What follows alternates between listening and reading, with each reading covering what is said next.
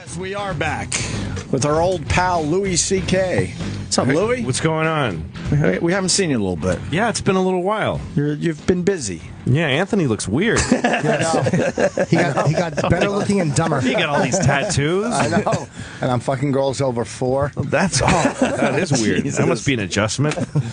Wow, where do we begin with you? I saw you at Madison Square Garden. That's where I want to start. Yeah. How was that? That was great. That was a great experience. I love doing that. Right. I love that I got to do it a few times because then I got to feel like I was, learning how to do the garden. Did you cancel the fourth show? It was the weather, right? Yeah, there was a hurricane. I mean, not a hurricane. It was a blizzard, right? Blizzard was coming to town. Yeah, it didn't come, but fuck it. You got to... It's a huge vig on that room. Right. The rent is enormous. Oh, okay. So it was a gamble. If I kept the show on and then nobody came, I literally would have wiped out any profit I made. All your profits from the first 3 shows. But how is it? Just walking out there. I mean, there's nothing. There's barely a screen. Yeah, that's the weirdest thing about it. Like when I've been to the Garden, it's been to watch a concert. I saw AC/DC at the Garden. Right, and they got everything else going on to kind of help the experience. Yeah, they have cannons, literally fucking gunfire. Right. And also a concert is a hang. People are walking around with drinks and they're talking and they're dancing or whatever. You miss a song or two to socialize a bit. That's right. But then the stand-up show, they're all just sitting in chairs looking forward, and there's 15,000 of them, and they're literally politely quieting down. Right. So it's a lot. It's a big, huge. Are they seeing people behind you? Or? You know what? The first show, we sold out so fast, and then the second show, we opened up a little more on the sides. But I found myself struggling to go look at those people. Right. And if you look at those people, that's like literally 1,000 people. And to look at them, you're shutting out 14,000 people. It's just bad. It's bad geometric economics. So for the third and fourth that never happened show, we shut those. I mean, it's kind of hard to say no to the money, but you got to take a swallow and go just fucking. Or you could have just left them in 1,000 sections. You could have just left them there looking at the back of your head and said, "Fuck them." You easily could have done that. Did they also have screens up too? Yeah, they had these two big monitors, one on either side, and that costs money though. You hire those people yourself. Oh, really? Yeah, if you'd use what the Garden gives you, they just give you the scoreboard. So you're just up there in like this 4 images of you, and people have to look up at the fucking scoreboard. Right. And anybody who's like you have to have a good seat. So you have to hire a company to come in, and they're really fucking expensive. It's a lot of money playing the Garden. So you get into that, but when you come out, the main feeling is like the first few jokes are just not gonna. There's not gonna be this feeling of It's not like you're coming out, not like you're Aerosmith playing, Back in the Saddle or something, right? And people go nuts. Yeah, they're happy to see you, but then you got to warm them up slightly. Yeah, it's like starting an old car. You have to kind of crank the front and get it going. And you have to be okay and comfortable with, I'm at the Garden and I'm not killing. Right. Because I can't yet. You got to get it going. But you had an opener, right? Didn't like Todd Barry. Todd did your show. Greer Barnes did the other 2 shows. Now, did they listen to those guys? Yeah, those guys got a good shot. People came in to watch them. I got to tell you, because, I mean, you obviously know what you're doing, but when I love Todd Barry, but I'm like, Todd Barry at the Garden, what the? He killed it. He was great. He did great. He was great. But to me, because of his delivery and all, I'm like, how is that going to work at the Garden? But you know what you're doing, because it's more fun to watch a guy who has to make you listen. Like Greer Barnes is the same. The Greer almost whispers. Right. Like, Greer's talks like that. Yeah. And he's got 15,000 people like really listening, and also Greer's jokes are really easy to like. So kablam after every joke. Todd is the same. That you could just he's got jokes. Yeah, they loved him. So he did great, but it doesn't matter. Once he's gone, it's like then you're up, and it's a lot of pressure, and it's a huge stage, and it's a huge amount of people. But you just have to think about your joke. You just think about your own jokes, and Did you have a monitor or anything? Like any other? Did you have a monitor or anything? You mean like a video? No. Just like anything for like joke remembering. Like... Oh no. I mean, I had been drilling the set so hard. You look like you're having a great time. I was really into it, and I knew also you just have to know it's going to start a certain way, but then you're going to get to a place. Right. And every show I did there got to a place where I'm just walking around, and everybody's. The best feeling was like killing for like a good 10 minutes of huge laughs, and then you start a new bit and they're dead dead quiet, 15,000 people. And there's an energy in the room because you've been killing. Right. But they're just listening, looking and listening, and you feel like you're all together in this place. It's pretty cool. I'm sure it's not as cool for them. I'm sure that I had the best time. I'm sure there's people that are sitting in the fucking nosebleed seats that are like, this fucking sucks. But they only paid, $45. I kept the ticket prices down because I wanted it to be okay. Do you hear your voice coming back at you, and does that throw you off? No, the Garden has excellence. They figure that out. Yeah, they know exactly what they're doing. Yeah, because who were we talking about?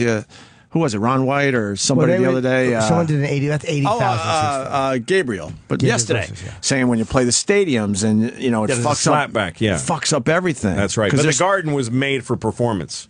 It wasn't, and sports, but the concerts have always been a big thing there. So it's not like you play a raceway and it's just you. And you had a little smoke machine, I saw. Yeah, I did not ask for a fucking smoke machine. It's the dumbest thing I ever saw. You deserve a good smoke machine, Lou. I swear I wasn't sure if you decided to set that up as a little bit for yourself or what. But when I made them turn it off. Yeah. Yeah, because the fan is blowing smoke. I didn't see it because it's all so big. So at one point I walked over to the edge of the stage to kind of make a connection with people at the far end. And I see this fan blowing fucking smoke. Like I'm fucking Van Halen. Like, what is this adding? This isn't funny. Right. I think smoke always takes away from comedy. It does. It's the dumbest thing you can Absolutely. Yeah. It takes away from everything except the Great White concert. Yeah. So I told him to turn the fucking fan off. It was a dumb thing. Plus, it's noisy. It is noisy. I went to see Todd Barry's special. He did a special at I don't know, somewhere in New York, and it was for Comedy Central. And Comedy Central, they don't know what the fucking comedy. So they sat cute women up front because they wanted you to feel like when you watch the cute women like Todd Barry, and they're not laughing at. They actually threw 2 women out in the middle of his special because they were talking the right reaction because they were fucking yapping, and they had a smoke machine. And this room was kind of intimate and quiet, so he's doing jokes, and then all of a sudden you hear, and you hear the smoke machine kicking up. Yeah, but why would anyone allow that? The smoke does. You talked me out of that though, because I was in Massachusetts shooting, and I was suicidal because we couldn't get smoke machines in this room. I thought That's you needed right. them. And so I asked him, how did you do it when you shot up there? And you were like, I don't use them. They're stupid. It was right after that, too, and I told you that. Yeah. You saved me a meltdown because I'm like, oh, okay. Why would it add? I just thought for the lighting. Like there's certain lighting that directors love to use it. They use it The reason that people use smoke is because it adds an atmosphere to the room, and it gives, you can see the air. Right. And it's totally just a visual thing. It's a fucking director who wants to get a job doing music. He doesn't want to shoot comedians. Right. So he wants to show the tape of you and say, look, I made this fucking loser look okay because of the smoke. Right. Yeah, but and so then he'll get to do a striper video. Use different terminology. Or winger. the best shots. No, that's why would he say anything different? No, I just try to say, look at this great thing I did with this guy, this rock star. I'm not sure he would say that. I think he'd probably say the that. best shots are close-ups, right? Aren't they the best shots in a comedy thing would be close-ups? You wouldn't need fucking smoke for that. No, but it's the same air. I mean, it's the same visual, I think. You did it at the You should stop asking about this, Rich. Why? You're out of your depth. I'm not. I need to know about smoke machines. You did your special at the Comedy Store. That was definitely cool. That was really fun. Nice and intimate, Yeah, that was great. You bring up a great point with the Comedy Central tapings. I've been to a ton of them, and they kill the audience by just overthinking and going, all right, no, you over here, and they're moving people around for like 20 minutes, and by the time the show starts, you're kind of fucking tired from sitting there waiting. I don't know what they're trying to sell. It's dumb. So the new season of Louie, I've seen the first 4 episodes. Very, I shouldn't say very, a bit darker than past seasons. Actually, very dark at times. Yeah, maybe. What am I saying? Well, that's a funny, interesting season. Yeah. Judy Gold killed it for you. She was great. Great in the first episode. She started doing our show. I really enjoy her a lot. Yeah, she's awesome. And then you also had Michael Rappaport. Michael Rappaport's on not this week, but next week. That episode is amazing. Yeah, it's one of my favorite things that we ever did. For the show. Yeah. It's amazing. Yeah, I wish I could talk about it openly because I guess the anxiety I was feeling through that episode. Well, it's a true story. Is it really? Yeah, it didn't happen to me. It happened to Robert Smigel, who's a great comedy guy in Triumph's Voice. Robert Smigel? No, but I remember you and I talked about this, and I guess Rappaport is the guy you got. That's right. That's right. Because somebody canceled on me. I had somebody else in the role. And they kind of fucked me and canceled me. So I don't know if I want to say. Could you tell us off air? I don't know if I want to say. I don't know if it's a bad thing. I mean, if you're just saying, someone we know. Yeah, but I got canceled last minute. So I thought I was in trouble. I thought I actually almost canceled the episode. Wow, because we had like 3 days to cast it. He carries the whole. It's a character that carries the entire episode. Absolutely, and not everybody can do it. He learned that in 3 days. Yeah, he learned that very quickly. Oh my! I mean, I don't know if it was that quick, but he. We went through so many different people, and we offered it to a few people, and then somebody gave me a long list of here's some people you could think about, and his name just jumped out. Right, and I thought, fuck, Michael Rappaport. I always liked that guy. He's always been good in everything I've seen him in. And I assume he still knows what he's doing. And so we reached out to him, and he said yes immediately. Oh, wow. And he showed up, and he fucking, first of all, he knew it, which just shouldn't be impressive for an actor to know their lines, but he just got it. And, like, he would do little things, and I'd be like, that wasn't mentioned in the direction and the script, but he did it. Like, he really did it. Right. And he really, to me, he's like the guy now. You know, there used to be this troupe of guys, the tough guy actors, the salt of the earth guys. Mm-hmm. Like Harvey Keitel, Kevin Spacey, De Niro, Kevin Spacey. Yeah, like a real guy from the neighborhood, like Kevin Spacey. Real scary. You could tell he was really like he could walk down fucking Elizabeth Street. I don't know. I can't think of it. But anyway, but I think Rappaport's that guy now. I mean, all those guys are old now. And you were happy with how he did it, too. Because I remember you talked about it. You're like, I want to get someone who's really going to do a good job. That was a big thing for you. I cannot imagine anyone else doing it. No, me neither. I mean, that might be up for an award or something. I think so. That thing was... that was one of those things where when we started, I barely talked to him. We hired him. He was on the West Coast. And then he came and we were shooting a whole other scene. We were shooting the first scene of the show with this woman in a store. And I was shooting that, and I just knew Rappaport's. I got somebody. Michael's here, and he's in his cop uniform, and he's ready. And I'm like, okay, good, whatever. And then right before we shot his first scene, I took 2 seconds to say, I'm so glad you're doing this. Thank you. And then I just walked away. And so my first real conversation with him is on screen. No way. Because I walk, and then he comes up to me, starts talking to me, and as he's in character, right. I'm really thinking, I can't fucking believe how good this episode is going to be. Awesome. And the first take, I think, is on the air. We just were like, let's use that.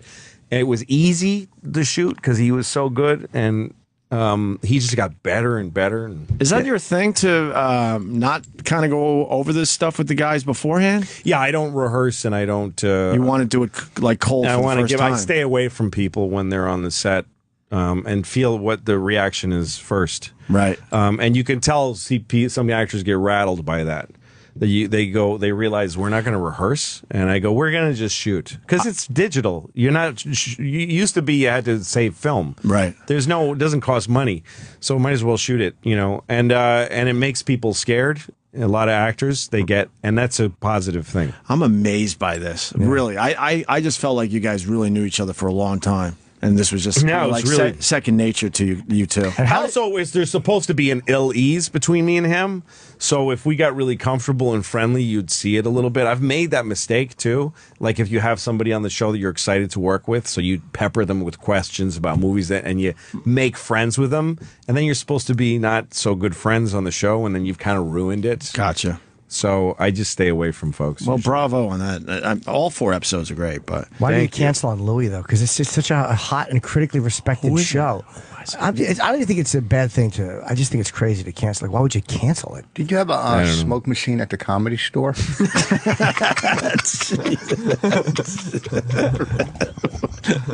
You didn't hear anything, right? The last 10 minutes, you're just obsessing about a smoke machine. I didn't have one. I didn't have one. And then the other episode with you still smoke cigarettes? 10 years off of cigarettes. Really? Yeah. But it's been 10 years since you smoked a cigarette? Yeah. But he chews the gum every day. Big deal. He's been chewing the nicotine gun. He's been gum for 10 years. Oh, big deal. Nicotine, you don't get cancer from nicotine. But why can't you just say goodbye to the gum finally? Why can't you leave me alone? I quit everything in life. There's nothing... I don't get high. I don't eat red meat. I don't. Yeah, he went from fucking crack addict wearing tight cutoff shorts to get a discount on crack. Right. Yes, thank you. From a gay crack dealer. He went from that to chewing Nicorette gum. Exactly, and there's been no improvement. See, that's pretty good. Louis' right. Maybe we should leave you alone. No, here's why we don't like Rich chewing the gum. This is why. Because it's creepy because you chew it and eat at the same time. No. Like yes, you do. I watched you. He'll take the gum and put it in his gums. Really? Yeah, he'll stick it up into his gum so he could have his turkey bacon. Oh, you're paying too much attention to him. I can't not do it. He's right in front of me. How am I not doing? I'm not doing. Not look at him. And then I want to acknowledge the Bob Kelly episode was really good too. Yeah, Bob is great this year. He was in a lot more this year. Every year I want to use him a little more. Right. I want to see Bobby's episode. I haven't. I thought they were going to show it at your. I went to your rap party because Bob goes, yeah, they might show a couple episodes. Why the fuck? Who told him that? I don't know. He's just a stupid man. But I mean, that was what he said. He can be dumb. Yeah. He's becoming quite the actor. Yeah. What sucks He's about an excellent actor. I absolutely He's really agree with good. that. He's getting better as he's always been a good comic, but he's really every time I see him, I'm like, Bob's figuring it out. He's got it all. His special is very good. He shot that at the Village Underground. Yes, I like that a lot. And Goldthwait directed. What sucks about seeing these episodes ahead of time, you really want to discuss it with the man, but we can't give away these fucking these storylines. Yeah, the one with Bobby's pretty great. He's funny in it, and sorry. No, it's okay. Can't talk about it. No, I don't know. I don't care. Okay. I don't care. I'm very happy with the Why'd you only do episodes. 8 this year? I'm sure that was your choice. Yeah, well, I didn't. I was gonna do. What happened was I wanted to take a year off again. I wanted to not start shooting until the fall, and then and they agreed, the FX, to let me take a year off. And so then a couple months went by. This is after I finished last season. I was really tired, and a couple months went by, and I was one night I got high. I smoked pot, and I got excited about a whole idea for the next season. I was like, I think I figured out next season. I've got an amazing idea for next season, and I started writing it, and I was like, this is going to be so great. I want to do this now. And I wrote to the president of FX because the next morning he was going to announce that we were taking a year off. Right. And I said, hold the announcement. Can I come back after all in the spring? And he said, shit, okay, I got to talk to everybody. So he went and talked to everybody. Then he wrote me back and he said, you have to say what you're doing now because we have to announce this. And he said, we already spent the money for a full season, but you can do a partial season if you want to come back soon. And I was like, totally. And then, so he announced that the next morning, and then I woke up and I looked at all the shit I wrote when I was high. I was like, this is terrible. This is terrible stuff. I didn't use a single idea. I had like 10 pages written. Right. 10 stoned pages. Could you tell us one idea? It was all, the whole plot was that Doug Stanhope, who was on the show a few years ago. As Eddie, yeah. As Eddie, who the suicidal comic, that I run into him in New York, and he's like wearing a suit and tie, and he just, he cleaned up his act, and he's making money. He's like an investment banker or something like that. And we end up opening a comedy club together. I had this idea. I open a comedy club, and I become a club owner, and and I thought, that's such a cool idea. I wrote all these ideas about young comics come and stuff like that. And then I looked at it all, I was like, no, none of this is funny. And it just stunk. It was really bad. And so now I'm like, I got to fucking... And I'm only I only get 8 episodes. The whole thing was just so stupid. It was just... I made a huge decision that had impact on my and a lot of other people's lives because a lot of people work for me. And I was stoned at the time. That's wonderful to hear. How's the pot? You like the pot, huh? I do very little of it. It's like every couple of weeks. If I do it, I'm very paranoid about drug use. So if I do it, if I get high like twice in a week, I'm like, I have a problem, and I stop because I just don't like. I don't think it's good for comics getting high. It takes your will away and it makes you too comfortable. You know. So I don't do it a lot. And I got kids. I can't be fucking around with that shit. But once every couple of weeks. Smoke a little marijuana. Just a little bit? I bought a big thing of marijuana from a guy like 10 years ago. So I smoke very old marijuana. It's really old and dusty. You still have it from 10 years ago? I don't know how long ago it was, but it was a while ago. It's been a while. Yeah. That's funny. You know what they're doing with marijuana these days and the edibles? You can get some nice fresh stuff, Louis. Yeah, but I don't want to go get into... I don't want to go become a consumer of pot and go find a pot guy. Right.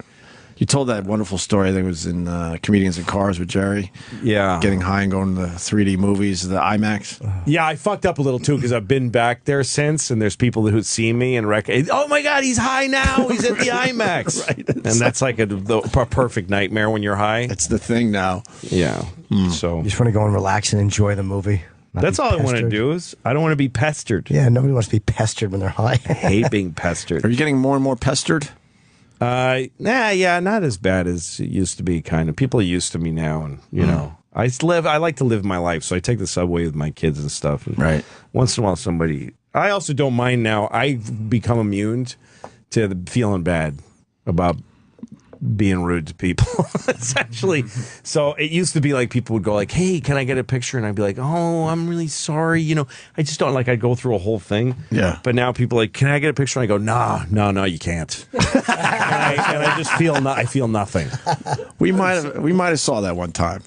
What? Yeah, we did see that. We might have saw that one time, and then the person doesn't know what to do. Yeah, exactly. They don't it puts know what to them in do. a weird position. Well, you came up and said some shit. Right. You put yourself in that. I'm not responsible for your fucking choice to talk to a stranger and ask for something. You asked a stranger for something, and they said no. That's your fucking problem. Next time, go live your fucking life. Yeah. We were outside the building the last time you were in here, just kind of shooting the shit, catching up a little bit, and someone came up. And I didn't feel like you were being rude, but the funny part about the whole thing was the girls just didn't know what to do with herself. She never expected a no. Yeah, no. People expect you to say yes. Yeah. Well, so then she's standing there awkwardly. Something else. And then she thought maybe you were joking, and then it was obvious you weren't joking, and then she didn't know how to like leave the situation. Yeah. I kind of enjoyed the whole thing. What about a quick in autograph? a sick way? What? I'll sign an autograph. Autograph. Sure. Because that doesn't take nothing off me. I have no problem signing an autograph because it doesn't. I don't feel one way or the other. I hate taking a picture of somebody. So I'm just not going to do something I don't want to do. It's like every fucking checkout counter. Can we have your phone number? No, go fuck yourself. Why would they ask you, and then when you tell them no, they get mad. That's exactly like what he's talking about. No, listen. First of all, don't listen to me, fucking windblower. You're right. I'm saying people get mad when you say no. Yes, I know. After the garden, when everyone wants to take your picture, it's the same at being at Best Buy. No, can we have your email? Shut up, you ass.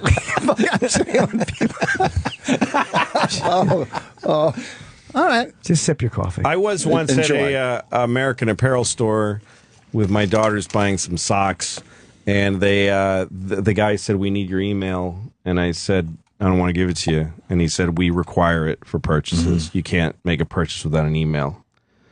And I said, "Well, it's no@iwon't.com."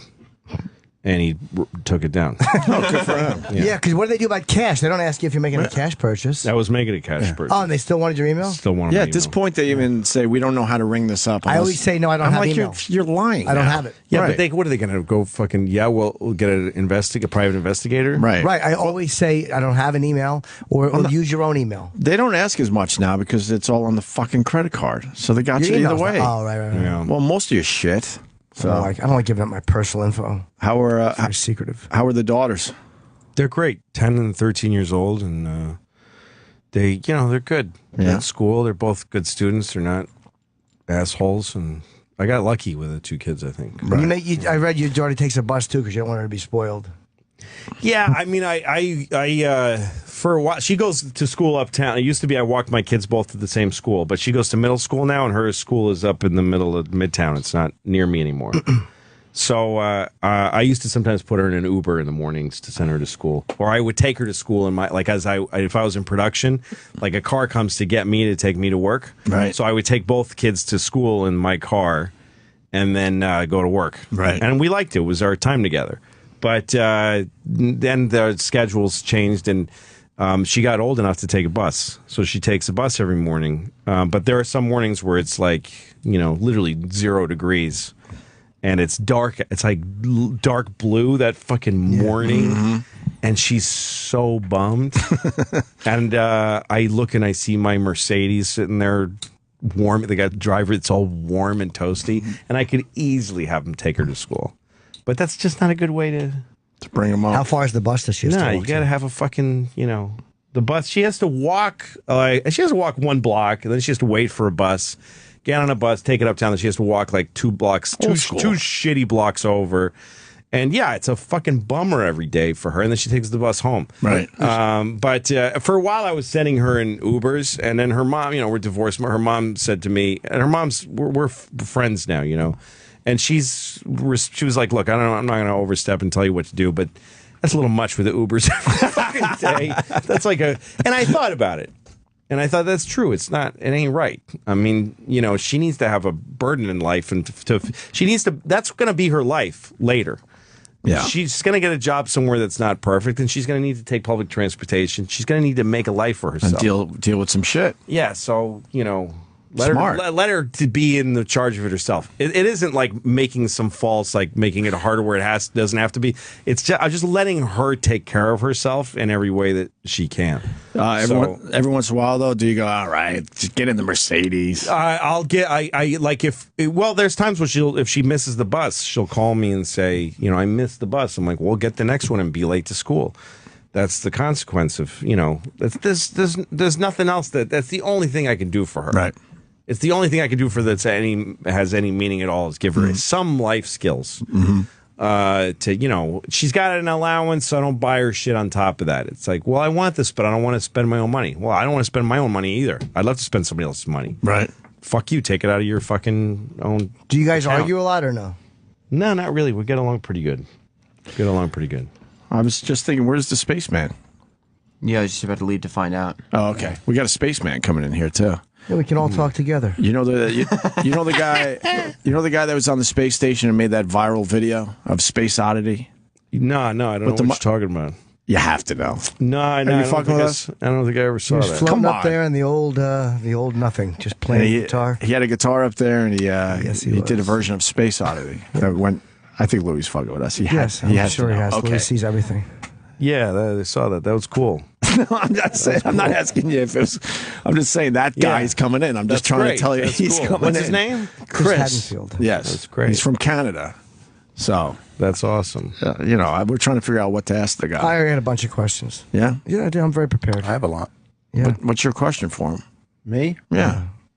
Well, since we're talking about, I don't know. I just wait till he gets here. Yeah, you don't want to. I don't want to. I want to ask him, what are the words to Space Oddity? Okay. What are all the words? Right. And what does it mean to you as a man in space? No, just what are the words? I don't know the words. Tell them to me. Yeah, but don't sing them. It's humiliating. Just tell them. Just tell him. Don't sing them. Right. No, we'll ask him. We'll just talk about space. I have a bunch of don't you want to know about other planets? I'd love to know what. Yeah, he's probably been to Mars and stuff, right? No, he hasn't, Lou. No one has been to Mars yet.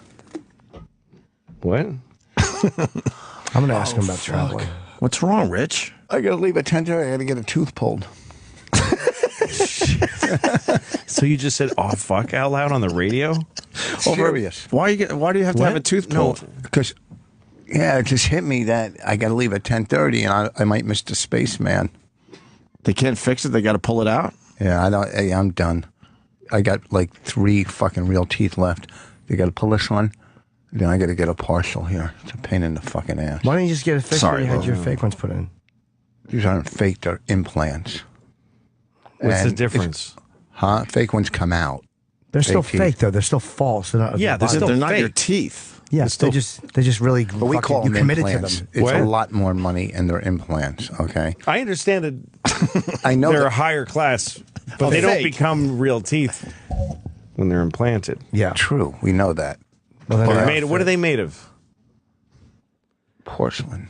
Really? Yeah. Oh, okay. That's organic material. Sam? So they're made out of little pieces of toilet. Yes. My career's in my mouth. Oh. Right. Yeah, yes. Sam, what's the skinny on the spaceman? Spaceman's not here yet. Oh, wow. I think he'd be fucking on time for a launch. God. I think he might have. Come on. Tied it right in. You think he might have heard us talking about him? We didn't bash him. No, who the fuck listens to you? Well, I mean, before you got here, all nice show to him. long, Opie was saying that he's not a real astronaut because he didn't walk on the moon. Well, He didn't walk on the moon. Yeah. Well, compared to the guys we, kind of grew up with, he's, those guys but on the nobody space is, yeah. station, They they're stopped not. the moonwalks. They're worthless. Do you think it's possible at all that the moon walk didn't happen? No, it's an impossibility that was faked. It's impossible. Why do you say that? Because there's too many people that would be required to keep the secret. Too many people. Why can't we take a picture of the stuff that's there? That's a very good question. Because we could take, all the things people say, like satellites can take a picture of a license plate. So why can't they get a picture of the flag? I'm surprised they can't. I didn't know that they couldn't. Well, that's when it comes. It would shut up a lot of people. Maybe they can. We have the technology to do that. I would assume. Don't we even have stuff that's orbiting? Don't we have something that's orbiting the moon? Take a picture. Not to my knowledge. Not orbiting the moon, but no. And maybe it's in a place where our camera just can't see it. Maybe it's behind something. Behind something? Like a dune. It may be behind a box. It may be behind a mountain. A big FedEx box that somebody has piled up. But there's mountains on the moon. There's ridges. So but we're above all. It's not like we're on the moon. You were looking for it. No, but because of shadowing, there's a side of the moon we still never see. So the way it rotates. Yeah, but they didn't land on the dark side. No, but I'm saying because it rotates a certain way, we may not be the same shadow that covers it may cover it all the time. Where the same mountain that's in front of it may be in front of it all the time. Well, that's a real question to ask this guy. Yeah. Is there an answer online? You believe we landed, though, right? I have no idea. Sounds to me like you have a little ambiguity there. But what's just your thought about it? Hello. I always think when something's possible and a really good idea, then it might have happened. In other words, I think it would have been smart for them, and easy for them to fake it, which means they could have. But why hasn't anyone come forward and said, "Look, we faked that thing"? Yeah. And what about the subsequent moon? You're going to be able to keep everyone? I don't think. Look, let's slow down, fellas. Hold on. I don't believe that in that. Hold on, Holocaust theory. denier Louis C.K. Yeah, that's where this is headed. No, I don't. I think they went to the moon. I can't prove anything. Because people can't keep their mouths shut. So you would have one guy that would say, "Look, yeah, of course we faked that fucking thing." And there's been other ones afterwards. It feels like they went to me. Yeah, fair enough. It seems as though they did go. And Buzz Aldrin's sitting here and he's telling you moon stories. I was going to have him on my show, Buzz Aldrin. He's a delight. He agreed to be on the show. I did this episode last year where I have sex with an astronaut's daughter and then he punches me. And we hired him. He was going to do it. But we kept having to change his dates because he's got health problems and stuff, and we finally had to cancel. So we just got some actor to do it. He didn't seem to have health problems when we had him on. No. He's very... Maybe he was bullshitting me. He's probably just a grouch. He's very ornery. Very grouchy man. He's an older fellow. Yes, he is. And that's the nicest thing we could say about him. Yeah, he told me. He told Jimmy to stop dilly-dallying. Grouch. Really? Real grouch. What were you dilly-dallying He wrote a book on fucking going to Mars. What were you guys doing a project together or something? Yes. Like, why were you dilly-dallying in a way that upset him? In my questioning, where we were talking about going to Mars. He wrote a book called Going to Mars, some shit that I didn't read. So I asked him, an old man, trying to come up with a new idea. Yeah. So I said to him something about the psychological testing, because there's medical stuff that you're going to require to go to Mars. They're talking about like those little subatomic computers that will go in and check you for cancer so you don't get sick. So I asked him about the mental stuff. And somebody about the mental, and he's like, "Oh, it's not dilly-dallying. They said I got to get over to CNN." That makes you feel good as a broadcaster. And I had his book he was going to sign, so I asked him to sign the outside of it, just so I could display it. He goes, "I always sign the inside." He just opened up the book. Cranky old cunt for no reason. It's totally. Did you ever see that video of him punching a dude? Oh, yeah. I did. Yeah, that's why I was going to have him in the show. Punch me in the face. That would be Bart great. Sibel, that guy's name is, I think, or something Sibel. Yeah. He punched. Conspiracy guy, right? Yeah. That guy apologized to Buzz Aldrin too, I believe. He did? Yeah, I think he felt bad about it, or he said he was sorry. We've been on the moon 7 times, and someone's saying there's a photo of the flag in the orbiter. It's online.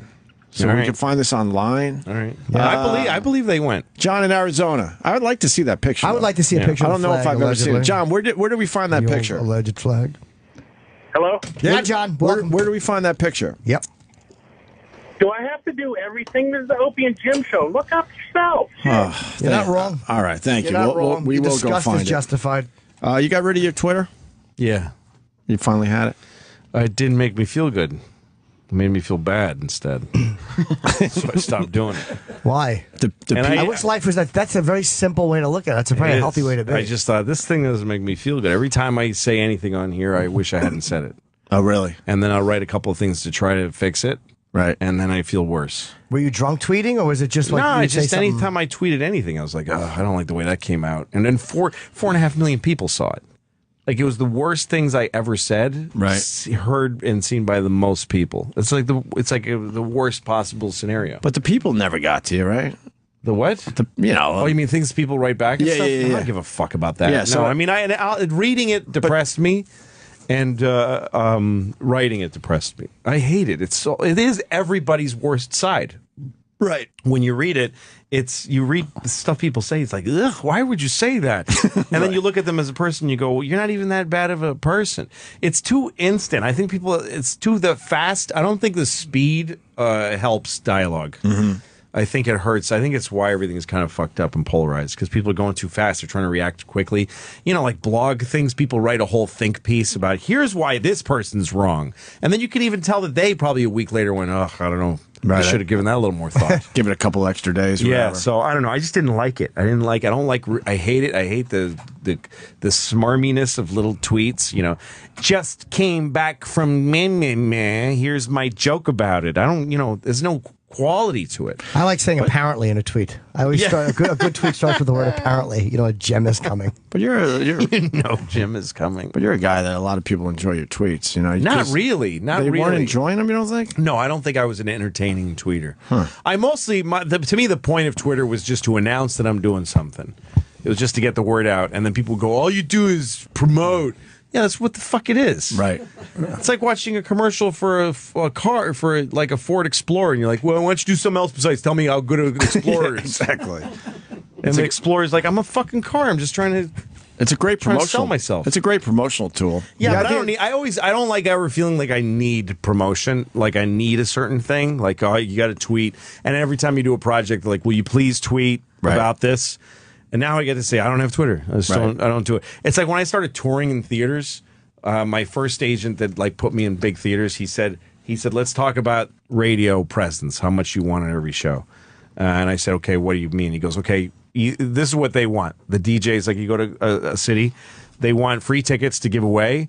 They want to be able to give a meet and greet exclusive for their contest winners. The DJ wants to go on stage to start the show.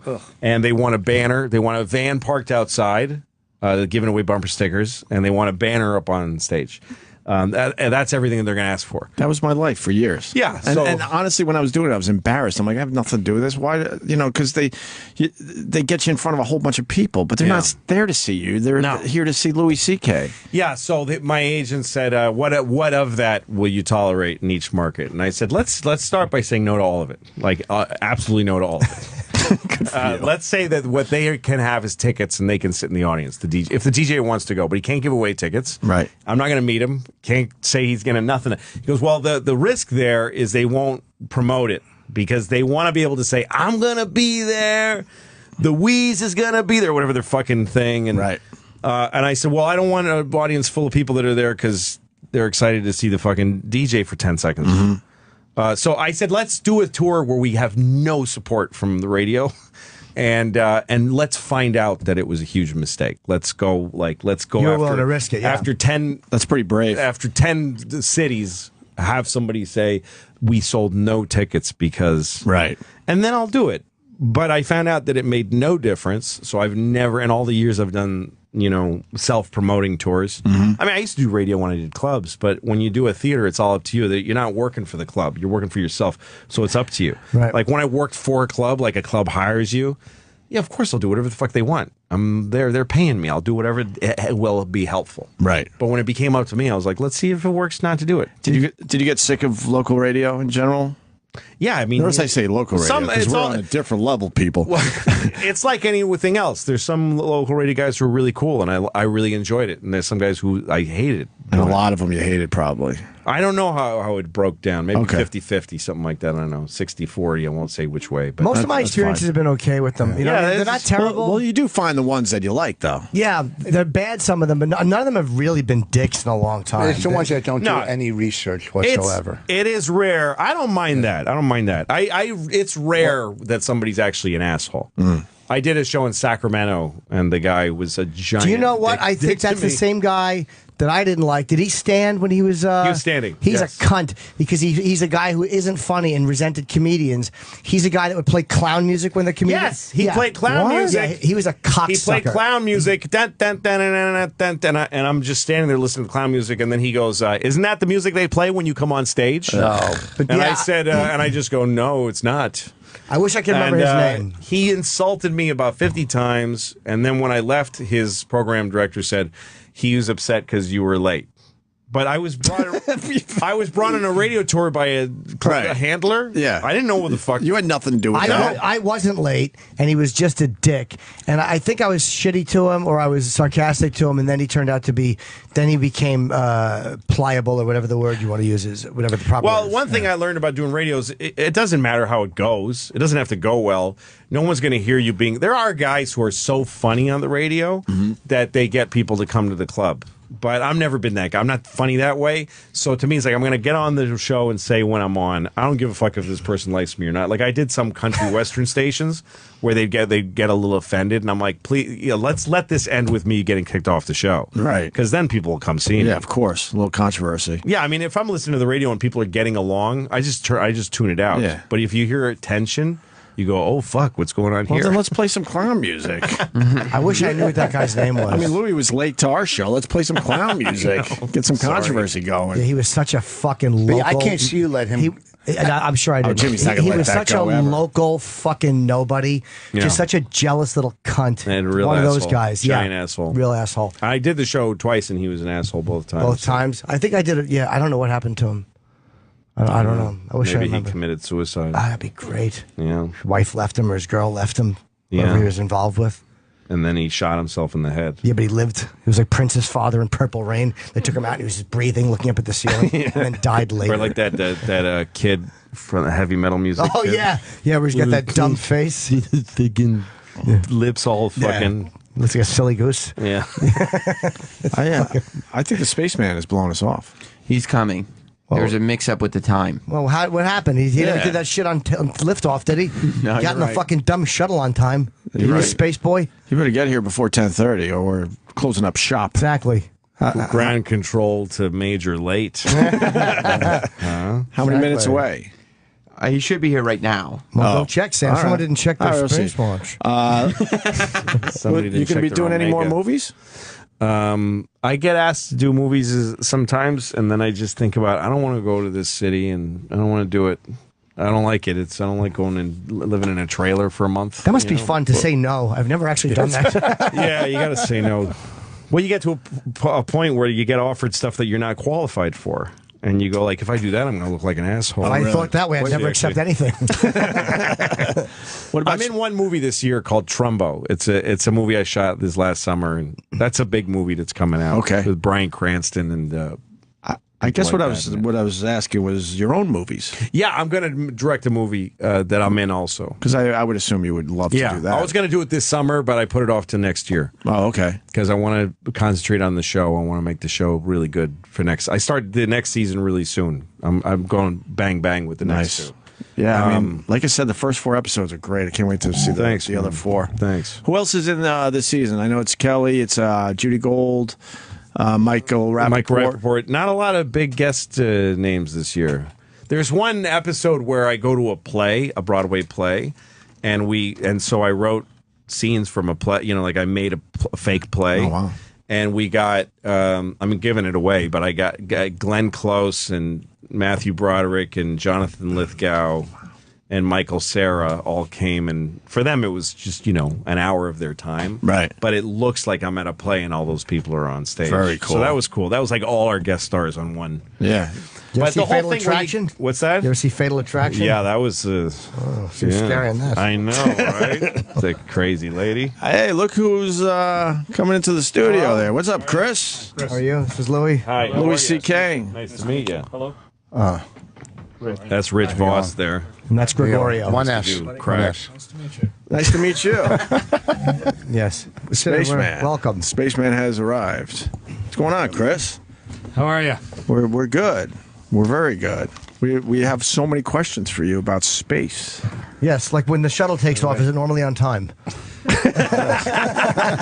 definition, yes. Yeah, it needs to be on time. Otherwise, it goes to the wrong place.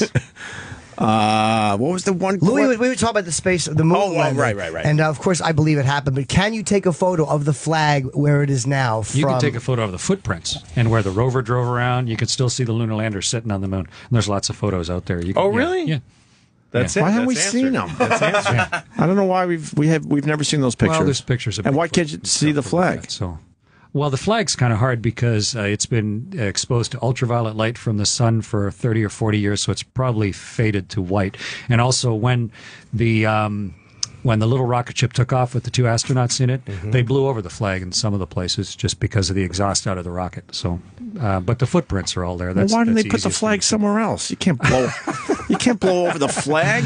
Well, you know how hard it was to get it up there. Bring one when you go back next time. Yeah. What process do you think they went through, like where Michael Collins got stuck in the thing going around the back of the moon? I mean, He wasn't stuck. He loved it. You think so? Yeah. Oh, yeah. Now he wasn't jealous he was on the moon? No, Mike's a great. Have you read his book? I haven't. Carrying the Fire. It's terrific. It tells the story of Apollo really well. And no, I mean, he'd only been an astronaut for a few years, and there he was alone on the other side of the moon. What an amazing human experience! What an adventure! Pretty cool spot. Okay, so you would have done that. Yeah, you got to be kind of greedy to go like, well, I don't get to land. I'm not going. All I got to do was orbit the moon before anybody else ever did it. There's not many. Sucks. Well, what a jip. There's What a not many yeah. other options. Like we could work a different club, but it's one trip. You get one trip. Yeah, there's been a few people went That didn't twice. make any sense. Went twice. To Yes, the it did. It made a lot of sense. No, Like, What are you Yes. trying to say? What I'm It saying needs is, to make sense to somebody besides you. Yeah, exactly. That's what makes sense. He's tying in going to the moon I with working apologize at different comedy clubs. for this, man. Basically, All right. what you do is No, kind of like what we listen do, to me. except you do it in Listen. space. Okay. We do it in ready. I'm Harrisburg. listening. All right. you can't say no to their fucking gig because it's not like there's other. Other gigs. You fucking get what I'm saying? You don't Do you get have it. anybody like this in NASA that you look at and they just kind of wish they were dead when they spoke? No. No, look, they're mean people. They don't because- let guys like Rich Vos anywhere near guys like him. No. This is his first time meeting anybody this stupid. He's surrounded by the smartest people ever. He's You literally understand- never seen anybody this Yes, dumb. I heard in you his let me entire tell you life. a rumor, didn't you? Let me tell you something. They do about exist. First of all, I have a very high IQ, 141. Second of all, you cannot be fucking stupid to raise 3 kids and Did you take an apparently you online can. IQ test? Did you Yes, take he an did. online Yes, IQ he test? did. it doesn't matter where it happens. You It's not took the official test test. wrong. That's why you got such a high score. fucking Because you 141, took- baby. Look, I'll take one here. All right. I'm just, you guys don't get it. What do you? No, you're right. You're right. His experience as an astronaut is very close to playing bananas in Poughkeepsie. That close. It is. Yes, it's exactly the I've same. never been to Poughkeepsie. See, we figured that out. So could we ask him a couple more questions? How many revolutions around the moon did Michael Collins make? That's we were like approximately, like, was it 50 or? Yeah, I don't know the exact number. I haven't looked it up. I'm sure someone knows that number. Well, your but first time, like the first I've time been around the shuttle- world 2,600 times. 2,600 times. Yeah, Wow. on total of 3 different space flights. But I don't know. I could look it up, but I don't know. How often? Frequent flyer More than I miles. have. I know, it's like comedy, really. I mean, you go around the world. Yeah, you you do go gigs. around the world. You got to do a lot of. In one day, how often did you see the sun rise and 16, set? 16 times a day. You go around the world every 92 minutes or 90 minutes. So 8 sunrises and 8 No, sunsets. 16 of each. 16 of each. Yeah, Do you 16 ever get sunrise, 16. And in once one every day? 45 minutes, you get one of each. Yeah. That's- and they happen fast because you're driving it, right? It's like driving around a huge building into the sun. You come around the curve of the earth. You force the sunrise by your speed. So it goes from the absolute blackness of space to this erupting sunrise around the whole world, big arc of the world. And then the sun it's like the hottest day you've ever been at the beach because there's nothing between you and the sun. There's no atmosphere. There's nothing. But you can't like to look. filter it. Can you look at it? Is No, there? but right next to it, it's black. The sky. There's nothing to diffuse the light. So you crazy. get pure searing heat from the sun. But if you look, just a little left, it's absolute Total blackness black. of space. It's very different. Yeah, it's not. It's than what not you're used to. casting rays. Yeah. There's no. It's not like going through the prism of the atmosphere. Oh my not God. When you step out the first time, like when you step out and you're doing your first spacewalk, what is that like? I guess you're looking down at the planet. Well, there's no down, right? So you're actually you're sort of looking up or across at the world. You in the movie Gravity, there's some That's pretty technical accurate, problems right? with gravity, but the sense of enormous 3-dimensionality, the sense of being separate from the world, that is right, and you really feel that. The world more feels like it's above and beside you, like you're going around the sun together with the world, and it is. We're used to seeing the world like a globe, in the library that's sort of shiny and smooth. The world looks nothing like that. It is. It's like a blob. No, right? it's text. No, the camera's No, done I a know what it's crappy like. job. Don't tell me what the world looks like. I know what it is. Absolutely. Sorry. What is CK's complete knowledge? That's right. So the world is textures and colors. It's more like looking at a jungle under a super harsh light that's moving. So you see stuff different every single time. It's beautiful. Does it play with your head when you're up there seeing the Earth from above like that? How long have you been up there for? What's your longest? I was up total about 6 months, half a year. But what are your thoughts on Earth in general when you see it from that perspective? At first, you just look for things you recognize. That's what every one of you'd do. You'd be up there and you'd come across some place you'd been and you go, hey, look, there's my house. There's Paris or whatever. Hey, I was in Paris once. Or you'd look, Morocco. Hey, I was in Marrakesh. Look at that. But the second time around, you're kind of like, well, okay, there's Morocco. But hey, wow, look at the Straits of Gibraltar or look whatever. And then the third time and the fourth time, by about the 100th time, you start to see the whole world. And that's the difference. You see the whole world, and you see it in 90 minutes, and it just starts. You just see it.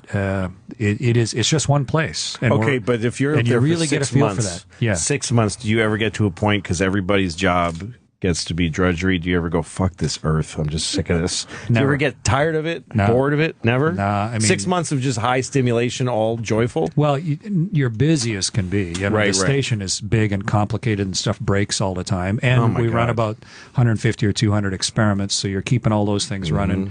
And if you just drift to the window, you go across the U.S. in 9 minutes from L.A. to New York. So if you can see all of the U.S. in 9 minutes, every place. So you miss most of it. And the next time across, and then the seasons change. I was on board the spaceship to go halfway around the sun, from one side of the sun to the other. So I watched the seasons of the world swap from winter to summer. So you'd have to be an IQ of way less than 141 not to be stimulated by that, I think. It is fascinating. That's way different than doing 2 weeks at Winnipeg. Rumors in Winnipeg. What's that separation thing? Is there a separation thing they say that there's some kind of a condition an astronaut can... What is it called, though? There's somebody wrote a book about that, but they didn't really talk to astronauts when they wrote the book. It's, people ask me, so did you get the overview effect? Like it's a thing. That's just it's someone's idea of what it might feel like to be an astronaut. It's not like a thing. It's just the idea that you're separate from the world. That you can't avoid. You are. You see all 7 billion people every day. It wasn't spiritual at all? It is reinforcingly spiritual. Okay. I didn't have like some epiphany or something up there. Right. But there's like no wishy-washy astronauts. You got to have something had to give you conviction, whatever you believe. And being there I think strengthens it, reinforces it. Does it reinforce how stupid we are as humans, that we're fighting with each other when you see Earth from that? It actually made me more patient. Really? Because you see the enormity of the scale, and not just the thing we miss is the scale of time. We are so frantically concerned about our particular 75 years. We just kind of miss the 4.5 billion that the Earth has been here. And we don't even know what we do lousy with big numbers. To me, 4.5 billion is about the same as 5 million, because they're both huge numbers. But there's 4.5 billion is a big difference. And it's really hard to get your mind around how long the world has been here, how long it's supported life, and just what a little gnat of a thing on the end of it we are, and we blow ourselves way out of proportion. So in fact, it made me more patient, a little more tolerant. Yeah, we got big fractious things we argue about, but the world's here to stay, and we're just do you get like when I'm out in a natureful place, like on a beach, and there's like a mist in the air, and I get this feeling like the planet's working. Like when I see something that I'm used to seeing, I'm like, it's okay, because everybody's scared now that we broke it. So when you're up there, do you think, it's working, or do you feel like we're making a dent and we're hurting it? Or? Yeah, to say we broke it is wrong, of course. Just 15,000 years ago, the glaciers were here, right? Glaciers covered most of New York. The ice was miles thick over 15,000 years ago. 15,000 That's not long ago at all. That's not very long ago. We had that kind of winter this year, though. Yeah, I was in Toronto this winter. But, so there are enormous changes go on all the time. We're making a mess of things, right? 7 billion of us exhaling and driving cars and turning the lights on. That has a big impact. Naturally, it has to. But it doesn't break the world. It just changes it. And it's not the world that's broken. It's the cliff that we've kind of driven ourselves up to. If you live on the edge of a cliff, you got to ask yourself, how did that cliff get there? And a cliff probably is because the land fell away, right? And so people build a house on the edge of a cliff, and then they never want the cliff to move anymore. And we've sort of built a society right now that is at the edge of the cliff of the technology that built it. And we're going to have to move.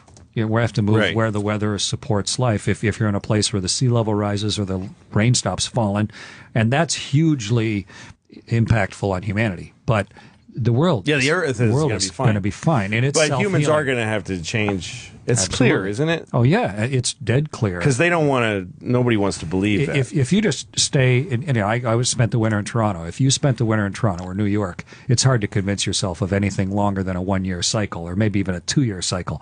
But when you look on a 50 or 100 or 1,000-year cycle, you get a real sense of the patterns and the changes, and that's one of the things we can see from space is the long-term changes. One of the things you guys train for is you train for mistakes. Like you train for things to go wrong. It's like that's what the book's about. And you talked about the which one was it that came through recently? That the Columbia. Yeah. That went through the atmosphere. And I know apart. you knew. What was his name? Rick Husband. Rick Husband and I went to test pilot school together. Rick and I sang together. He was a singing waiter, and that's how he put his way through Texas Tech as a singing waiter. Great guy, and he was the commander of Columbia, and it had a hole in the wing, and we kind of just hoped we didn't do our job right, and they came back into the atmosphere. That hole in the wing acted like a funnel, like a blowtorch. The heat of reentry melted the left wing off, and the vehicle came apart and killed all the people on board. And so you guys saw that while it was still out there, and did you determine that we can't fix it, or we did not know? We knew that a piece of the tank, the foam, had come off and bounced off the wing, but there was no way to actually look at the wing. We didn't have a robot arm on that flight, so we couldn't reach around and look. You couldn't see it from the windows. We tried to look with telescopes from the ground, but it's black on black. We couldn't see. So, at some point, you just had the only way we could have done it was to do a spacewalk and go out and look underneath the big radiator and see. And we decided. When I say we, I mean NASA. We said, now we think we're okay, and we were wrong, and we killed the crew. We learned a lot from that. If you had done that spacewalk and seen that, is there a way to repair that at that height? Now there is. At the time, we didn't really have a way to repair it. We would have scrambled everything. We would have put those guys into as hibernation a mode as we could, to minimum oxygen usage, try and get them to be able to stay up longer than a shuttle's ever stayed, and scramble to try and get another one launched. But then, of course, launching another shuttle, obviously, we don't have that system perfect. Doubling the risk. So, you couldn't have got them to the space station, though? No, they're in the wrong orbit for the space station. It's like a bicycle tire spinning one way and another one spinning another way. You can't get off one spinning tire and get on the other one. Yeah. They're in different orbits. Oh. And you can't. Around the Earth. And there's so much energy. The shuttle weighs 250,000 pounds, and it's going 5 miles a second. So you can't just turn. Oh, see, I would have thought there was a way to adjust and get to, No, that's the movie Gravity. In Gravity you can, but in reality... Did you like when she did the fire extinguisher and shot over? I thought that was believable. Yeah, that was delightful. But actually, the movie pleased a lot of people. It's not a documentary; it's a movie. Get over it. But it wasn't. It's not a place to understand orbital mechanics. I'll never get over it. Yes, that's all I think of. How her hair didn't go up in the air like it would have if she was floating. Did you notice that too? I'm sure you did. Yeah. What about life out there? You believe there's more than just us? Yeah, people phrase it that way, right? Do you believe in aliens? Like it's a belief system or something. Right. I'm Like always puzzled that people ask that. Do you believe in aliens? It's like, do you believe? Because we don't have any proof. I guess. Do you believe in addition? addition? Yeah. No, I don't believe in addition. 1 + 1 = 2. Right. We have never seen any evidence of aliens. Right. So then it's a matter of what are the odds? And we have recently started seeing planets around other stars, actually seeing planets around other stars using our best telescopes. So now we know roughly that every single star has a planet around it, on average, maybe more than one. And there's the like 12 stars. Stars right? are bright enough that we can see them all. And our best guess is, I think the number is 7 septillion stars, which is like a billion, trillion, quadrillion, septillion. It's a bigger number than you could possibly visualize. So the odds are basically 7 septillion to 1 that we're not alone in the universe. But then again, the universe has been here 13.5 billion years. Yeah. Entire species have probably risen and fallen billions of times. Yeah. And we're one little speck in one little galaxy in amongst billions of galaxies. So, do you think it's possible that there were people on Mars and that it cooked over well, there's lots of pieces of Mars on Earth because when an asteroid crashed into Mars, it hit it so hard it knocked bits of Mars that then flew through space for a while and fell to Earth. And we've walked out on the ice in Antarctica where a little meteorite came down, bounced, rolled to a stop, and sat there on the ice waiting for us to go pick it up. Wow. And we've picked up pieces of Mars lying on the ice in Antarctica. So do you think it's possible that people were on Mars and the planet was dying, so they all went onto the moon and used it as a spaceship to come here and it crashed into Earth? I don't think that's possible. No? So you think Sidonia is just nonsense? All that face on Mars stuff is just a bunch of bunk. Forgive me if I'm there's French. lots. I mean, you can see faces in clouds. That doesn't mean that's. I do that a lot, built actually. by ancient civilizations. It's very boyish of me. There's a lot of that hopeful thinking. Do you whistle while you're doing it? Yes, I do, and I chew a piece of hay. I like to think like Louis that we kind of planet jump. Well, eventually we'll figure it out. But I think right now, we just put a little satellite in orbit around the biggest asteroid in the solar system. We think that asteroid may have more fresh water on it than Earth. Really? An asteroid. How big is this asteroid? It's Can we go almost get it? Moon-sized. Can we go get it? Getting it is a problem. Yeah. But is it drinkable? Well, it's buried underneath the surface, but. And we're looking at Enceladus, and just this week, which is one of the moons of Saturn, we can watch the geysers of water coming off Enceladus feeding the rings of Saturn. We just saw that and proved that how that works this week. So it's a planet that has water and has heat and has had it, or a moon has had it for millions or billions of years. So maybe there's life on those moons too, and we don't know. And it's not intelligent life, but even if there's one little proto-microbial whatever, then we know. Then it answers your question. Right. Then we know we're not alone in the universe. Right, it's just a matter of looking hard. Has that ever been part of what I mean? Some people are driven towards space by that curiosity. Yeah, that's what drives a lot of people is the curiosity. To me, what made you go up there? Killed the cat. Is it because you like to fly and you like to go? No, it's just the natural extension of exploration. Yeah, it's just. I mean, have you spent your entire life in New York? I mean, sometimes you want to go somewhere else and see something else, and that idea of wanting to go explore is what has spread us over the whole surface of the world. And we've only been to Antarctica for 100 years because our technology wouldn't let us get there till 100 years ago. And we only started going to space 50 years ago because we're limited by technology. To me, it's just innate to every one of us, and technology is the limiter. Yeah, it feels like a necessary part of being a person, right? You learn to walk. Isn't it because we are supposed to get out of here? Well, you learn to walk before you have any common sense because you need exploration to understand. And it's just an extension of that. It's nothing magical. How far back can I know they're going to set up another. They want to set up another telescope that they're going to have to try to see the beginning of time. How far back can Hubble actually see? Actually, Hubble is what taught us the age of the universe. It's an old telescope now, right? It was designed in the 70s and 80s and launched in the early 90s, and we fixed it several times. But the big James Webb telescope that's going up in a couple of years, it'll be orders of magnitude. But Hubble, you can measure how fast the universe is expanding, and sort of like the Doppler shift when a train goes by, you can hear it different. Light does the same thing for a galaxy that's expanding. It changes the color, just like light changes or sound changes when a train goes by. That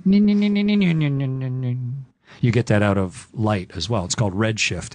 And so you can start to measure speeds of galaxies based on distance. And from that, you can start to see the further away they are, the older they are, the redshift is different. Yeah, you can a lot do of math. it is just math, right? And from Hubble, we've shown how old the universe is, which is like 13. But aren't they trying to see the beginning of like the bang? How close to seeing the bang or whatever it is? Well, you're looking at echoes, right? Because obviously the bang sort of happened everywhere 13.5 billion years ago. And from Antarctica, because of it's sort of an undisturbed place to look at the universe, where we can see some of the earliest echoes of the first fractions of a second of the Big Bang with the background explorer. We're just starting to see some of that, and we're just idiots. We're just figuring this stuff out. Isn't that kind of what Sometimes I think that's what the feeling is inside of people. Like, the sort of, there's always a desperate kind of scared feeling inside. Yeah. It's because we're still in the middle of an explosion. Like, isn't it just like there was this big boom and we're all flying. I mean, we're flying through space. We're little bits of at flotsam. Gazillion miles per hour, and we're a little, like, it's scary, but we're in denial of it. But when you go, like, right before you go to sleep and you need to watch Family Guy so that you can not feel so bad, isn't it because we're going, like, forever, in a way? I don't know. It's just, you can get all worried about it, or you can recognize, just try and understand what's going on. Yeah. What worries me more is we can only account for 6% of the universe. We don't know what 94% of the universe is even made of. And we can do the math that shows it has to be made of something, but we only understand what we call matter, and our understanding of energy, which is, we don't know what 94%, we call it dark matter and dark energy because we just had to make up a name. That's what they're looking for in that big particle accelerator under France and Switzerland, the big CERN particle accelerator and the Higgs boson and all that. We're trying to figure out what the universe is even made of. Yeah, it could be that there's like people standing right here going, you guys are just looking at us and going, we just and we have no idea. Know. And when someone makes up a word like dark matter and dark energy, they don't know either. Yeah, they don't know what they're talking about. They're just trying to explain it the best they can. It's always disappointing when they say, like, we found a planet with waterfalls and dogs on it. And then you're like, oh my God. And then you read the story and they're like, well, they didn't see it. They saw a star wobble in a weird way, so they figured out with math that there's probably a planet there. And because of how far it away is from the star, it's probably got...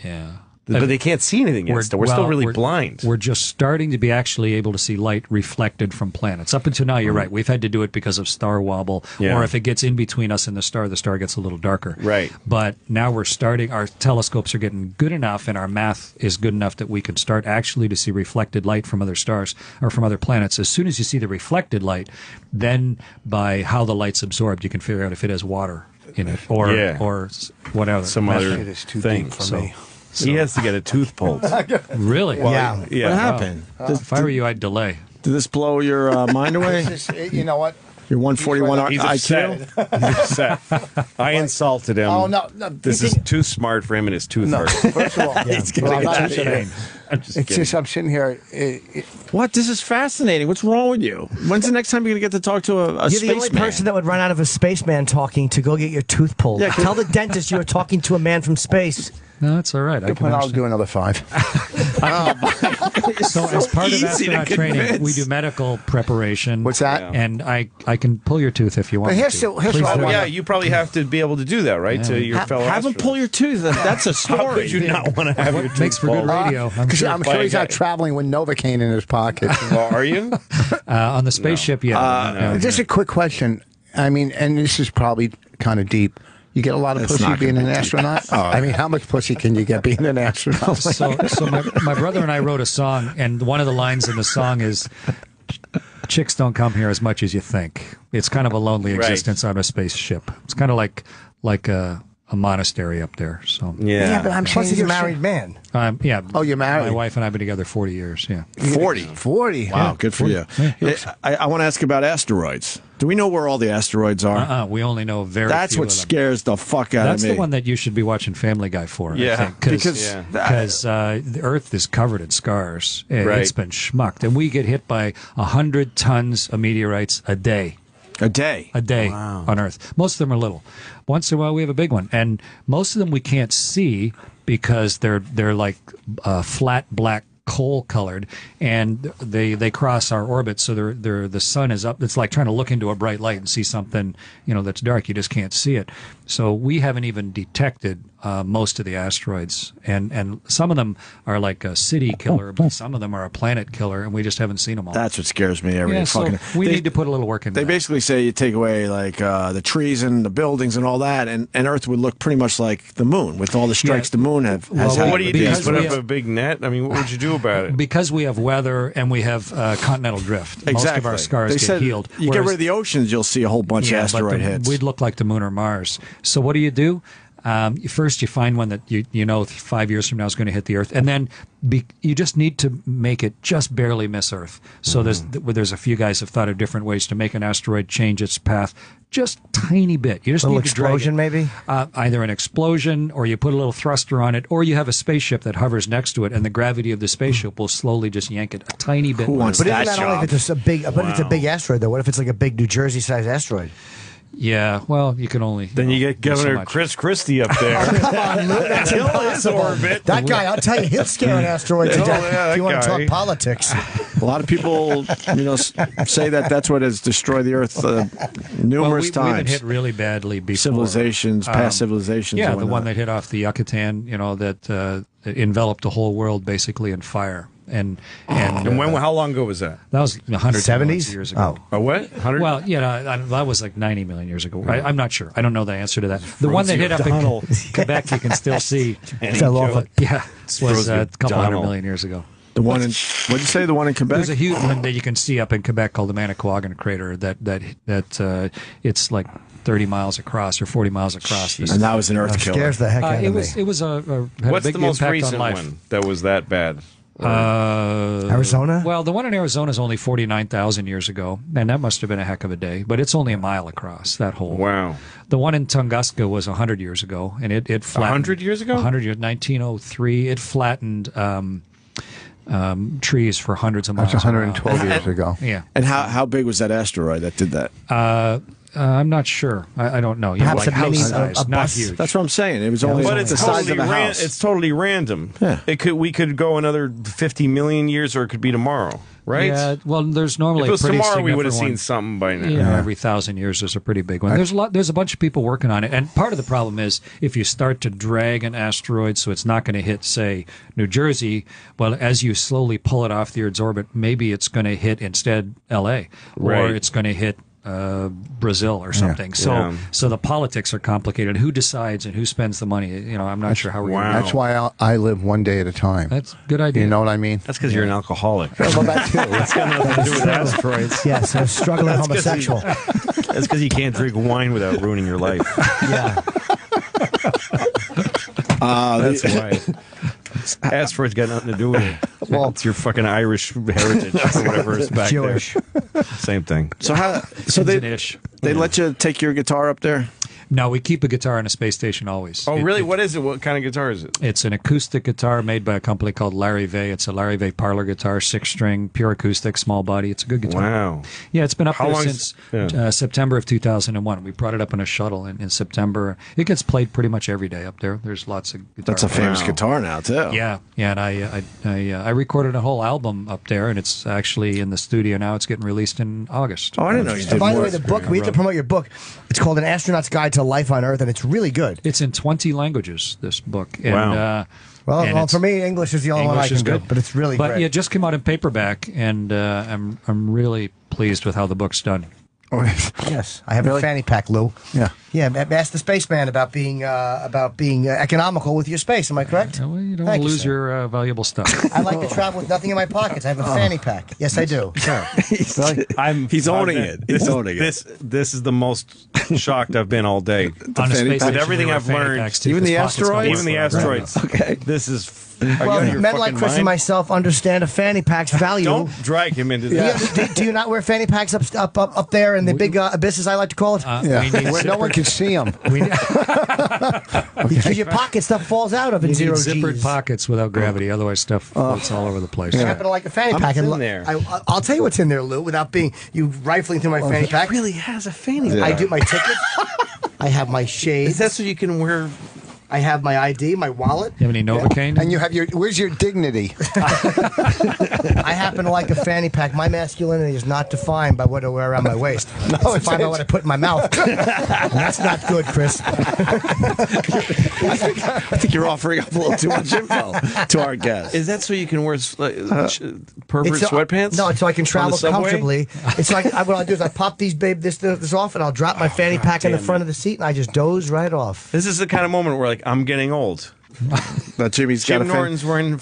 Jim Norton, You wearing need a fanny pack to tell you that? I have been Yeah, wearing a that's- fanny pack. I used to carry one of those purses, a man purse. That was embarrassing. Yeah. Wow. I'm more bothered that you had enough time to do a whole album up there, Chris. I thought it was one 6 song. months. Every night before, actually, I wrote one song with my son. I wrote some of them. My brother wrote some myself. But I've been a musician my whole life, and so it's just More How many covers? hours do you sleep a night up there? about 4 or 5. 4 or 5 hours? Yeah. You can't sleep more than that then, or what happens? There's just too much stuff to do. Yeah. You know, Oh, I really? Because you're decided that busy every well, day? I didn't want to miss it. Got songs You wake up to and you're in record. space. You're like, I want to look out Do you the get window. overtime? Sleep later.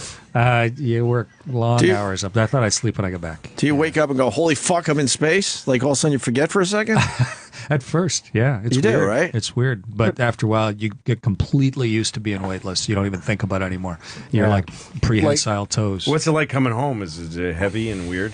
Yeah, it's When gravity comes it's kind back? of rude coming back. Really Sure. Yeah. unfair, and you can't balance, and your heart's forgotten how to pump the blood up to your head, so you faint when you stand up. Oh, and, my God. And you just want to throw up all the time, and you've lost a bunch of your skeleton, so you have to grow your skeleton back when you get back. From outer Gosh. space. How do you grow your skeleton back? Automatically, which is the amazing thing. Your body shed your skeleton, especially across your hips when you're up there. But when you come back, your body grows your bone back. Which I could lose a little around my head. Oh, come on, Lou. What are you going to do? Go around the earth? Osteoporosis. Do you think from up there they could see on Friday and Saturday Harrisburg, the Comedy Zone? Yeah, is from outer space? it possible to see Harrisburg, people yes. fleeing a city? You can see the taillights from up there. From watching your guys' skeletons grow back, they've learned about osteoporosis. Yeah, and how understand the body's autonomic control. Hope the skeleton in the closet don't come back, though. Am I right or wrong? Are you done or you get to go up there I was again? 21 years in the NASA astronaut office. I retired from that.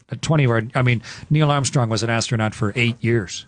You know, Yeah. he did all that He's stuff for 8 lazy. years. I was 21 years, and it's a hard medical to pass after when you get in your mid 50s. It's hard to. Well, all the recovery that from physical. doing it, and then And each flight is a 4-year or 5-year investment of your life too. So I was lucky enough to fly 3 times. I'm retired now. That's why I wrote a book. Great. Let's get the plug in for the Amazing. book. Yes, let's plug the book, An Astronaut's Guide to Life on Earth. I have not read all of it, but what I've read is excellent. I got to like chapter 5. It's a New York Times bestseller. Great book, man. Some people have amazing experiences, and they're boring to talk to.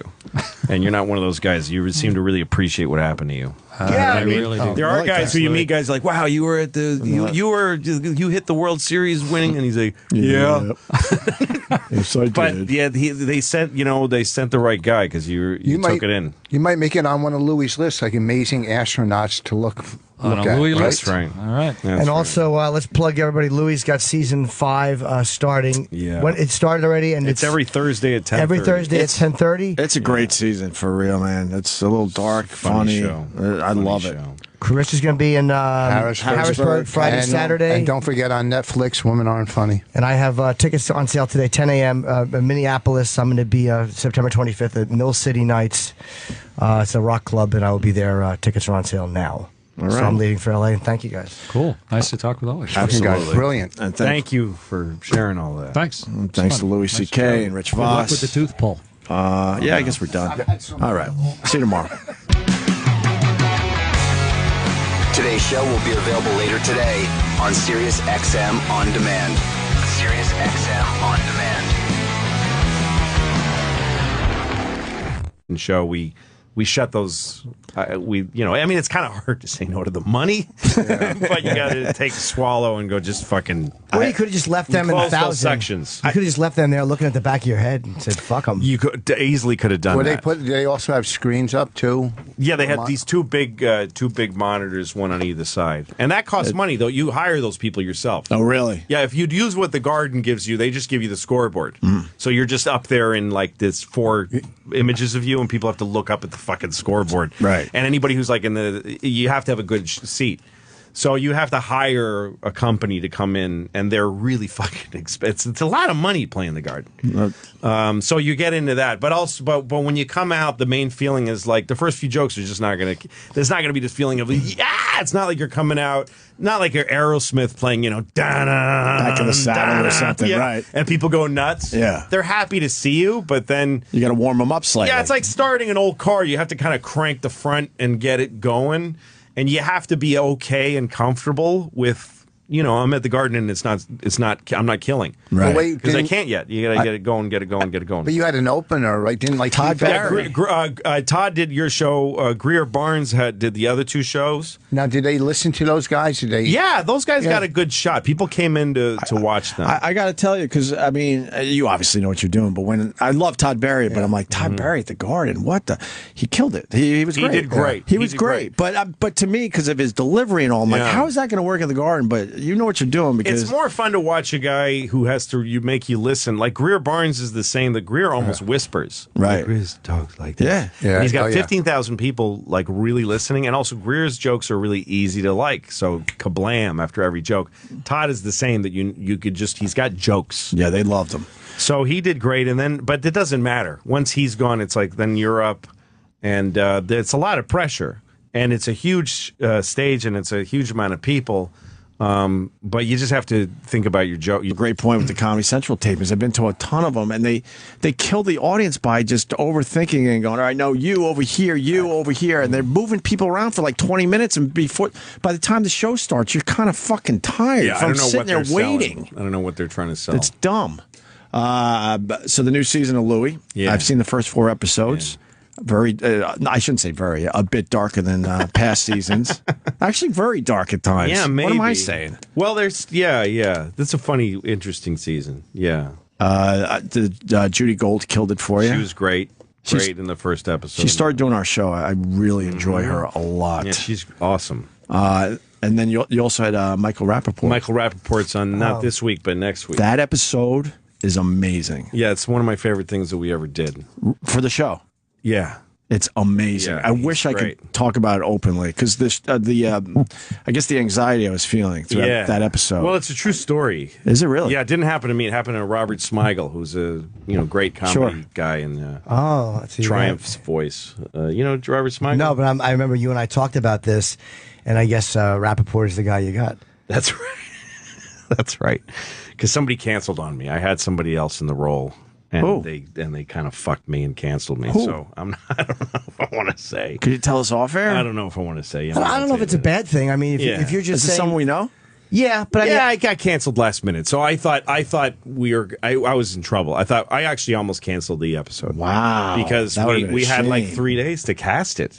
He carries the whole. It's a character that carries the entire episode. Absolutely, and not everybody can do it. He learned that in 3 days. Yeah, he learned that very quickly. Oh my! I mean, I don't know if it was that quick, but he.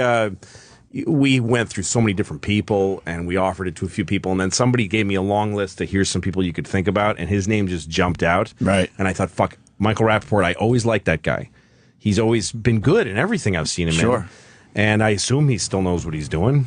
And so we reached out to him, and he's... Yes, we are back with our old pal, Louis C.K. What's up, Louis? What's going on? We haven't seen you in a little bit. Yeah, it's been a little while. You've been busy. Yeah, Anthony looks weird. He got better looking and dumber. He got all these tattoos. I know. And I'm fucking girls over 4. That's all. That is weird. That must be an adjustment. Wow, where do we begin with you? I saw you at Madison Square Garden. That's where I want to start. Yeah. How was that? That was great. That was a great experience. I love doing that. Right. I love that I got to do it a few times, because then I got to feel like I was, learning how to do the Garden. Did you cancel the 4th show? It was the weather, right? Yeah, there was a hurricane. I mean, not a hurricane. It was a blizzard, right? Blizzard was coming to town. Yeah, it didn't come, but fuck it. You got to... It's a huge vig on that room. Right. The rent is enormous. Oh, okay. So it was a gamble. If I kept the show on and then nobody came, I literally would have wiped out any profit I made. Your profits from the first 3 shows. But how is it just walking out there? I mean, there's nothing. There's barely a screen. Yeah, that's the weirdest thing about it. Like when I've been to the Garden, it's been to watch a concert. Like I saw AC/DC at the Garden. Right, and they got everything else going on to kind of help the experience. Yeah, they have cannons, literally fucking gunfire. Right. And also a concert is a hang. People are walking around with drinks and they're talking and they're dancing or whatever. Can miss a song or two to socialize a bit. That's right. But then the stand-up show, they're all just sitting in chairs looking forward, and there's 15,000 of them, and they're literally politely quieting down. So it's a lot. It's a big, huge. Are they seeing people behind you? Or? You know what? The first show we sold out so fast, and then the second show we opened up a little more, right, on the sides. But I found myself struggling to go look at those people, right. And if you look at those people, that's like literally 1,000 people, and to look at them, you're shutting out 14,000 people. It's just bad. It's bad geometric economics. So for the third and fourth, that never happened. So I told him to turn the fucking fan off. It was a dumb thing. Plus, it's noisy. It is noisy. I went to see Todd Barry's special. He did a special at I don't know, somewhere in New York, and it was for Comedy Central. And you know, Comedy Central, they don't know what the fucking comedy. So they sat cute women up front because they wanted you to feel like when you watch the cute women like Todd Barry, and they're not laughing at. They actually threw 2 women out in the middle of his special because they were talking the right reaction because they were fucking yapping, and they had a smoke machine. And this room was kind of intimate and quiet, so he's doing jokes, and then all of a sudden you hear, and you hear the smoke machine just kicking up. Yeah, like, but why would anyone allow that? The smoke does. You talked me out of that though, because I was in Massachusetts shooting, and I was suicidal because we couldn't get smoke machines in this room. I thought you needed them. And so I asked him, "How did you do it when you shot up there?" And you were like, "I don't use them. They're stupid." It was right after that too, and I told you that. Yeah, you saved me a meltdown because I'm like, "Oh, okay." Why would it add? I just thought for the lighting, like the certain lighting that directors love to use it. They use it. The reason that people use smoke is because it adds an atmosphere to the room, and it gives like you can see the air, right? And it's totally just a visual thing. It's a fucking director who wants to get a job doing music. He doesn't want to shoot comedians. Right. So he wants to show the tape of you and say, look, I made this fucking loser look okay because of the smoke. Right. Yeah, but and so then he'll get to do a striper video. Different terminology. The best shots. No, that's why would he say anything different? No, I just try to say, look at this great thing I did with this guy, this rock star. You know? I'm not sure he would say that. I think he'd probably say the that. best shots are close-ups, right? Aren't they the best shots in a comedy thing would be close-ups? You wouldn't need fucking smoke for that. No, but it's the same air. I mean, it's the same visual, I think. You did it at the... You should stop asking about this, Rich. Why? You're out of your depth. I'm not. I need to know about smoke machines. You did your special at the Comedy Store. That was definitely cool. That was really fun. Nice and intimate, you know? Yeah, that was great. You bring up... You just think about your own jokes. And Did you have a monitor or anything? Like any other. Did you have a monitor or anything? You mean like a video? No. Just like anything for like joke remembering? Like... Oh, no. I mean, I had been drilling the set so hard. You looked like you were having a great time. I was really into it, and I knew also you just have to know it's going to start a certain way, but then you're going to get to a place, right? And every show I did there got to a place where I'm just walking around, and the best feeling was like killing for like a good 10 minutes of huge laughs, and then you start a new bit, and they're dead quiet, 15,000 people, and there's an energy in the room because you've been killing, right? But they're just looking and listening, and you feel like you're all together in this place. It's pretty cool. I'm sure it's not as cool for them. I'm sure that I had the best time. I'm sure there's people that are sitting in the fucking nosebleed seats that are like, this fucking sucks. But they only paid, $45. I kept the ticket prices down because I wanted it to be okay. Do you hear your voice coming back at you, and does that throw you off? No, the Garden has excellence. They figure that out. Yeah, they know exactly what they're doing. Yeah, because who were we talking about? Who was it? Ron White or somebody the other day? Someone did an 80. That's 80,000. Gabriel. But yesterday, saying when you play the stadiums and it fucks up everything. That's right. But the Garden was made for performance. It wasn't, and sports, but the concerts have always been a big thing there. So it's not like you play a raceway and it's just you. And you had a little smoke machine, I saw. Yeah, I did not ask for a fucking smoke machine. It's the dumbest thing I ever saw. You deserve a good smoke machine, Lou. I swear I wasn't sure if you decided to set that up as a little bit for yourself or what. But when I made them turn it off. Yeah, because the fan is blowing smoke. I didn't see it because it's all so big. So at one point I walked over to the edge of the stage to kind of make a connection with people at the far end. And I see this fan it's blowing fucking smoke. Like I'm fucking Van Halen. Like, what is this adding? This isn't funny. Right. I think smoke always takes away from comedy. It does. It's the dumbest thing you can Absolutely. It takes away from everything except the Great White Concert. Yeah.